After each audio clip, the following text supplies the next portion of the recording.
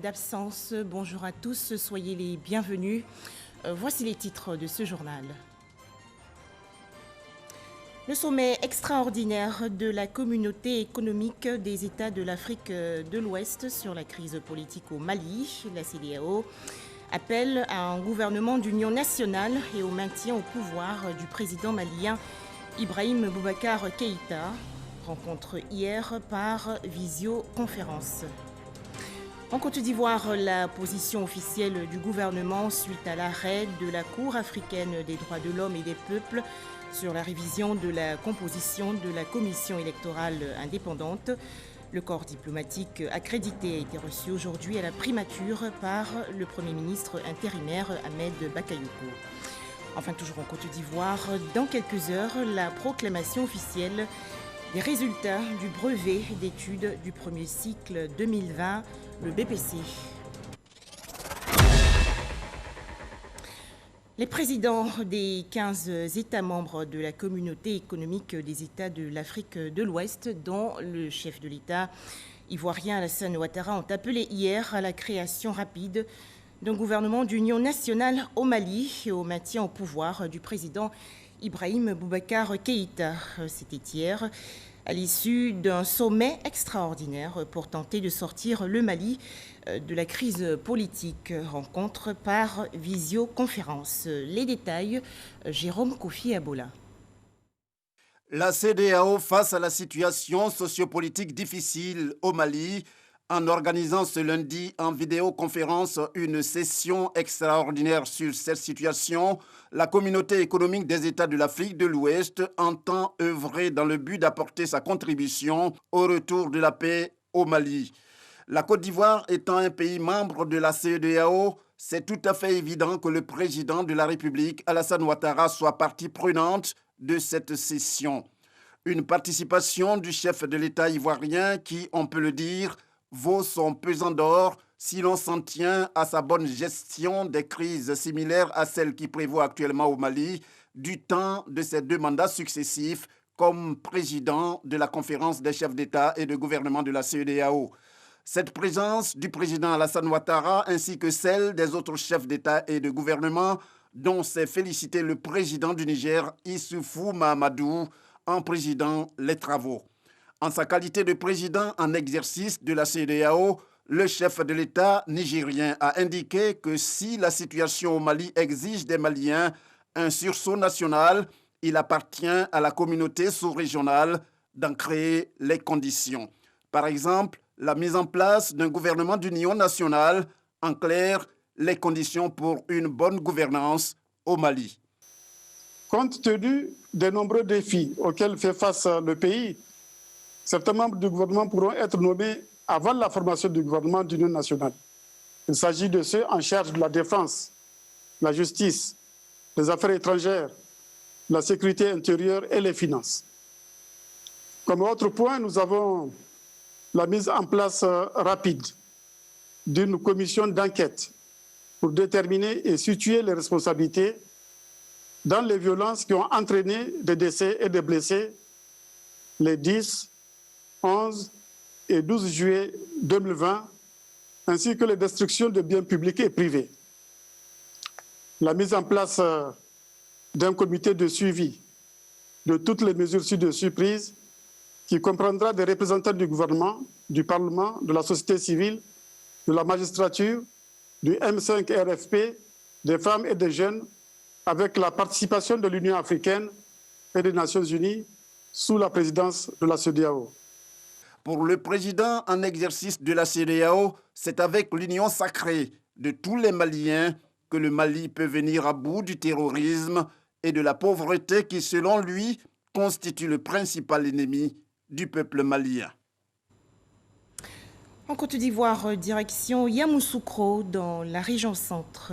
Le projet de loi organique fixant les attributions, la composition, le fonctionnement et l'organisation de la Chambre nationale des rois et chefs traditionnels a été adopté hier par le Sénat. À noter que le président de la CNRCTCI aura désormais un mandat de 6 ans renouvelable. Les explications de Kader Sogodogo de RTI Bouaké. Le ministre de l'Administration du territoire et de la décentralisation est devant les sénateurs membres de la Commission des affaires générales, institutionnelles et des collectivités territoriales. Sidiki Diakité vient défendre le projet de loi portant fonctionnement de la Chambre nationale des rois et chefs traditionnels. Il s'agit ici de conférer à la Chambre une assise légale et une place dans l'ordonnancement institutionnel. Il fixe les organes de la Chambre et leur composition, ainsi que leurs attributions spécifiques. Il s'agit de l'Assemblée, du directoire et des comités régionaux. Les modes de désignation des membres de l'Assemblée, organe délibérant, et du directoire, organe de mise en œuvre des décisions de l'Assemblée, reposent sur le maillage administratif des régions et départements et met en avant la recherche de consensus. Ce critère assure une représentation inclusive des aires culturelles et de l'ensemble de la chefferie traditionnelle en Côte d'Ivoire. Après vote, Sidiki Diakité aura le quitus des sénateurs. Pour son fonctionnement, la Chambre est désormais dotée d'une présidence assurée par un membre du directoire nommé par le président de la République pour un mandat de 6 années renouvelable. Dans l'actualité nationale également, la deuxième édition hier de la fête des armées, thème retenu pour 2020, le rôle des forces de défense et de sécurité dans la consolidation de la cohésion sociale, de la paix et du développement. Célébration en présence bien sûr du ministre d'État, ministre de la Défense. Ahmed Bakayoko a salué le dévouement de l'armée ivoirienne. Les temps forts de cette célébration avec Abou Sanogo. L'armée ivoirienne a aujourd'hui 60 ans. Ce lundi 27 juillet marque la date anniversaire de sa création. C'est en présence du ministre d'État, ministre de la Défense Ahmed Bakayoko, et autour du thème « Rôle des forces de défense et de sécurité dans la consolidation de la cohésion sociale, de la paix et du développement de la nation » que l'armée ivoirienne a été célébrée. L'institution de cette fête, la deuxième du genre, a pour objectif de raffermir la cohésion au sein des armées et entre elles et les populations. En instaurant une fête des armées, ou plutôt une journée des armées, il s'est agi pour nous de trouver un cadre plus solennel, au-delà de ce qui se fait au quotidien dans nos unités, pour rappeler à nos hommes l'essence de notre existence, notre rôle au sein de la nation ivoirienne, les vertus qui doivent nous guider. Le caractère sobre de la présente édition ne devrait rien lui enlever de son fondement rituel, qui est de rappeler à nos hommes les expériences glorieuses de nos dévanciers qui constituent un héritage collectif à entretenir. Une initiative saluée par le ministre d'État, ministre de la Défense Ahmed Bakayoko, qui a invité ses hommes à poursuivre leur mission de sécurisation des personnes et des biens. J'apprécie hautement le thème de cette deuxième édition qui est relatif à l'hommage à rendre à nos hommes engagés dans différentes missions de sécurisation dont certains ont payé de leur vie cet engagement au service de la patrie. Et également à nos hommes mobilisés dans le cadre de la lutte contre la pandémie à Covid-19. Depuis quelques années, on assiste à une transformation radicale du comportement des militaires, de l'image du militaire, qui est au service de la population et au service du pays. On a vu l'efficacité avec laquelle et les forces armées, et la gendarmerie, et la police, vous avez réagi après l'attaque de Kafolo. Le président est fier de vous, militaires du rang, sous-officiers, officiers et également les officiers généraux. Il vous demande de persévérer, car la puissance et la force d'un pays se mesurent bien souvent à la qualité de son armée. Les personnels de forces armées de Côte d'Ivoire et de la gendarmerie nationale, ainsi que des entités spécialisées qui se sont distinguées par leur dévouement dans la lutte contre la Covid-19 ont été distingués. Le groupement des sapeurs-pompiers militaires, dans le domaine militaire, a été cité à l'ordre des forces armées. Un dépôt de gerbes en hommage à tous les soldats ivoiriens morts au champ d'honneur depuis le 1er août 2019 a constitué un autre temps fort de cette fête. Autre actualité nationale, le corps diplomatique accrédité reçu aujourd'hui par le Premier ministre par intérim, également ministre d'État, ministre de la Défense, Ahmed Bakayoko, a donné la position du gouvernement ivoirien suite à l'arrêt de la Cour africaine des droits de l'homme et des peuples sur la révision de la composition de la Commission électorale indépendante, la CEI. Le groupe des ambassadeurs accrédités en Côte d'Ivoire était ce mardi invité à la primature. Il s'est agi pour le gouvernement de donner sa position quant à l'arrêt de la Cour africaine des droits de l'homme et des peuples sur la révision de la composition de la Commission électorale indépendante. Et c'est le ministre de la Justice, Sanson Kambile, qui en plante le décor. Si la Cour avait voulu ordonner la reprise des élections au niveau de la Commission centrale, la Cour l'aurait clairement indiqué, comme elle l'a fait pour les commissions locales. Il convient de souligner que la Cour africaine des droits de l'homme et des peuples s'est toujours clairement exprimée dans son dispositif. Après lui, le ministre précise la volonté permanente du chef de l'État de maintenir le dialogue politique avec tous les partis. À l'issue de l'arrêt du 15 juillet dernier, nous avons été donc à nouveau instruits par le président de la République à l'effet de relancer le PDCRDA pour permettre justement, toujours allant dans le sens de l'apaisement. Nous avons donc réécrit au PDCRDA par courrier en date donc du 20 juillet 2020 pour lui demander à nouveau de nous communiquer le nom de la personnalité désignée par ce parti politique et ses alliés pour siéger au sein de la commission centrale de la commission électorale indépendante. Nous attendons donc à ce jour la réponse du PDCRDA et de ses alliés pour que le processus électoral puisse se poursuivre dans les meilleures conditions. Pour le Premier ministre par intérim, ministre d'État, ministre de la Défense, le gouvernement est pleinement engagé pour un processus électoral dans un climat apaisé. À aucun moment, la Cour ne dit que la CEI centrale est déséquilibrée. À aucun moment, la Cour demande de refaire des élections au niveau de la CEI centrale. C'était clairement énoncé avec les paragraphes qui le disent clairement. Par contre, la Cour dit qu'on n'a pas pleinement exécuté certaines tâches, dont la prise en compte de l'ordonnance du 4 mars, qui devrait faire entrer le PDCI, et donc nous permettre d'avoir des élections au niveau local qui donnent des résultats qui soient plus équilibrés. Ce auquel le gouvernement aujourd'hui donne droit. Au terme de longs échanges, le groupe des ambassadeurs accrédités dans le pays s'est dit rassuré. Nous avons apprécié ce geste qui nous a permis de mieux comprendre la position du gouvernement de Côte d'Ivoire concernant l'arrêt de la Cour africaine des droits de l'homme. Nous avons également eu l'occasion d'échanger de manière très constructive autour d'un certain nombre de messages consensuels qui permettraient, dans l'esprit d'un dialogue large, d'aller de l'avant vers des élections apaisées. Dans l'ensemble, la loi n'a pas été remise en cause par la Cour africaine. Sur ces bases-là, nous avons eu un échange sur un certain nombre de dimensions qui permettraient d'aller vers des élections apaisées, ce que nous souhaitons et ce que je crois tous les Ivoiriens et Ivoiriennes souhaitent. Et le gouvernement entend bien relever le défi d'échéance électorale dans la paix.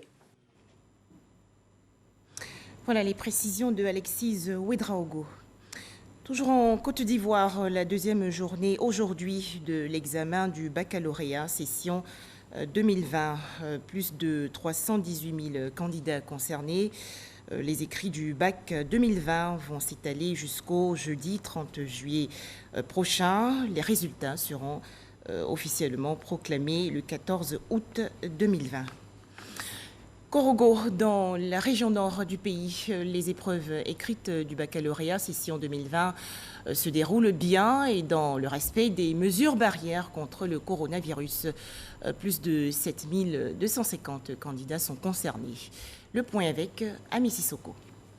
Dans le Poro, c'est l'heure de vérité pour les 7 250 candidats au bac session 2020, dont 2797 filles et 484 candidats libres. Korogo, lycée Houphouët-Boigny, pour cette première journée, les candidats sont soumis à l'épreuve de français.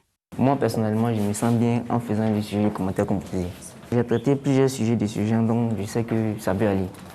J'ai pris le deuxième sujet, le commentaire composé. C'est ça que je maîtrise le plus. Le thème, c'est la réconciliation.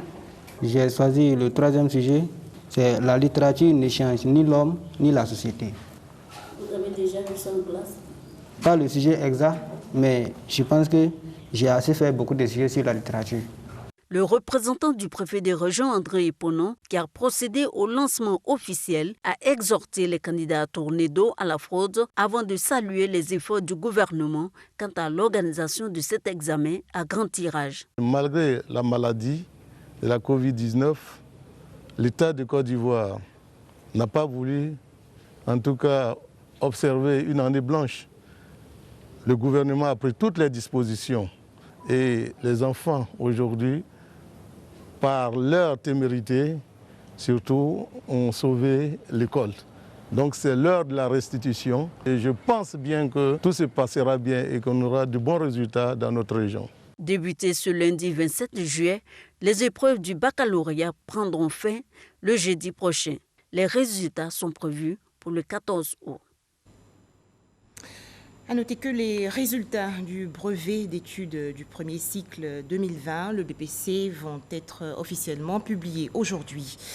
Dans quelques heures, le taux de réussite du BPC 2020 sera donc expliqué par le ministère de l'Éducation nationale, de l'enseignement technique et de la formation professionnelle.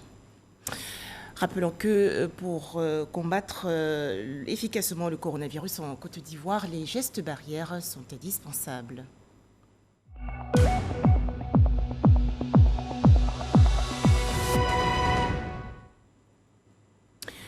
Le ministère de la Santé et de l'Hygiène publique a enregistré hier 59 nouveaux cas de maladie à coronavirus. La Côte d'Ivoire compte au total 15 655 cas confirmés, 10 361 guéris et 96 décès. Le point de presse du gouvernement ivoirien sur la maladie à coronavirus va désormais se faire chaque lundi. Les autorités sanitaires ont rappelé hier l'importance du respect des gestes barrières dans la lutte contre la Covid-19. Francis Boifo. Des cas de contamination à la Covid-19. Il y en a eu du 20 au 26 juillet dernier. La situation est marquée par un nombre de cas qui est de 1477, avec en moyenne 211 cas par jour. À la date du 26 juillet, on dénombre 15 596 cas positifs, 10 178 guéris et 96 décès. Il faut rester prudent. Alors poursuivons nos efforts pour rester engagés et responsables dans la prévention contre ce fléau, en respectant les mesures barrières. Pour le porte-parole de la police nationale, il y a urgence à respecter les mesures sécuritaires, en plus de celles liées à la santé. Le commissariat mixte de Danané, dans la préfecture de police de Mans, a interpellé le 24 juillet dernier, au corridor sud, As Danané-Guinée, et refoulé à la frontière de Benta, Libéria, un individu pour violation de la mesure de fermeture de nos frontières sans incident. Désormais, le point presse du gouvernement relatif à la pandémie du coronavirus se fera chaque lundi.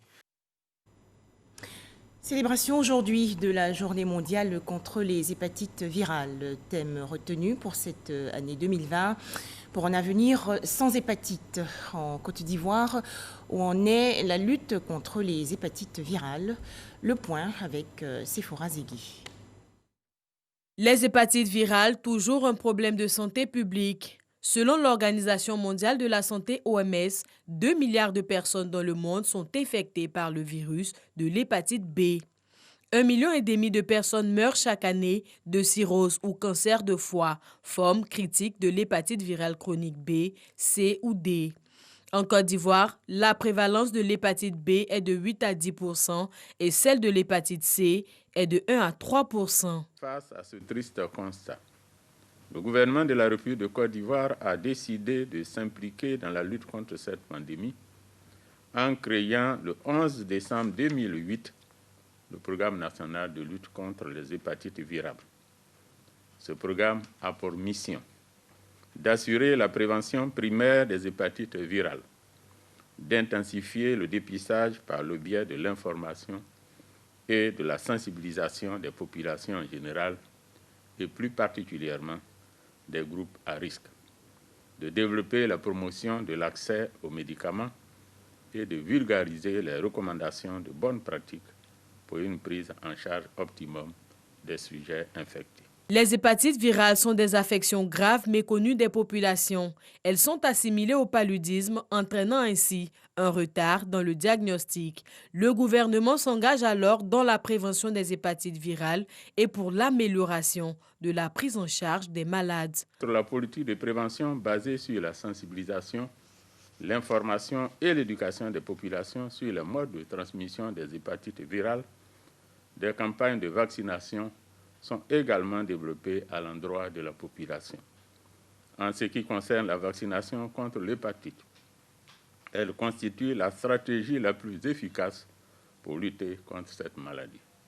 C'est pourquoi la vaccination contre l'hépatite B a été introduite dans le programme élargi de vaccination de routine depuis 2001 pour interrompre la transmission mère-enfant et protéger l'enfant contre toute infection de l'enfance. J'invite donc les parents à adhérer au programme de vaccination des enfants qui se fait gratuitement dans les centres de santé et hôpitaux sur l'ensemble du territoire ivoirien. Si les hépatites virales A et E se transmettent par voie orale, les hépatites B, C et D se transmettent essentiellement par le sang. Comment venir à bout donc de ce virus? La Côte d'Ivoire met à profit cette journée mondiale de lutte contre les hépatites virales pour y répondre. Autre actualité, les fidèles musulmans de Côte d'Ivoire vont célébrer l'Aïd El-Kébir ou la Tabaski le vendredi 31 juillet prochain. Et pour célébrer cette fête, il faut bien sûr le mouton. La foire aux moutons a donc été lancée hier sur le site du parc à bétail dans la commune de Port-Bouët. À noter que pour cette année 2020, 120 000 bêtes vont couvrir la demande de la ville d'Abidjan. Mahama Traoré. Cette année, le contexte de crise sanitaire s'invite à la foire de la Tabaski. Le ministre-gouverneur du district autonome d'Abidjan et celui des ressources animales remettent donc du matériel sanitaire aux acteurs de la filière bétail. Portez vos cache-nez, s'il vous plaît. Mettre une distance de moins 1 mètre entre vous, les commerçants et bien sûr tous les interlocuteurs qui vont en quelques jours fréquenter ces endroits qui ont été indiqués et il nous faut réussir la bataille de la non-contamination de la Covid-19. Pour cette foire de la Tabaski 2020, les autorités tablent sur la vente de 100 000 petits ruminants et de 15 000 bovins. Elles indiquent aussi que toutes les dispositions ont été prises pour éviter une quelconque surenchère du prix de la bête. Le marché est suffisamment ravitaillé.